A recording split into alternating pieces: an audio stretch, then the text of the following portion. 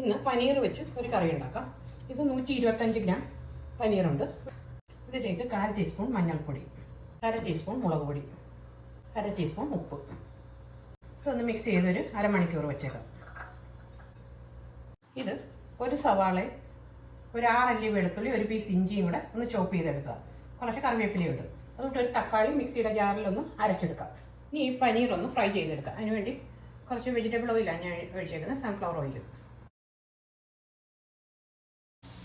ഒന്ന് മൂത്തിട്ടുണ്ട്. ഇതിനെയും കോരിയെടുക്കാം. പനീർ കോരി ആ പാനിലേക്ക് തന്നെ കുറച്ച് ഓയിലൂടെ ഒഴിക്കാം. കുറച്ച് ഓയിലും ഇച്ചിരി ബട്ടറോട് ഇടാം. അതിലേക്ക് ഈ ചോപ്പ് ചെയ്ത് വെച്ച സവാളയും വെളുത്തുള്ളി ഇഞ്ചി കറിവേപ്പിലയും ഇടാം. കുറച്ച് ഉപ്പിടാം. നന്നായിട്ട് മൂത്തിട്ടുണ്ട്. അതിലേക്ക് 1 ടീസ്പൂൺ മല്ലിപ്പൊടി, 1 ടീസ്പൂൺ മുളക് പൊടി, 1/4 ടീസ്പൂൺ മഞ്ഞൾപ്പൊടി, 1/2 ടീസ്പൂൺ ഗരം മസാല പൗഡർ അതിടാം. അതിലേക്ക് ഈ ഒരു തക്കാളി അരച്ചത് അത് ചേർക്കാം. ഇത് ചെറിയ തീയിൽ ഒരു 5 മിനിറ്റ് അടച്ചു വെക്കാം. ഇതിപ്പോൾ 5 മിനിറ്റായി. അതിലേക്ക് 1/2 കപ്പ് തൈര് ഒഴിക്കാം.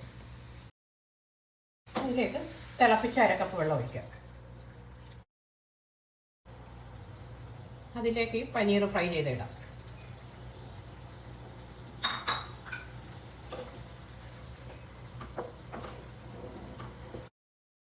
ഇനി അടച്ചു വെച്ചൊന്ന് കുറച്ചൊന്ന് പറ്റട്ടെ.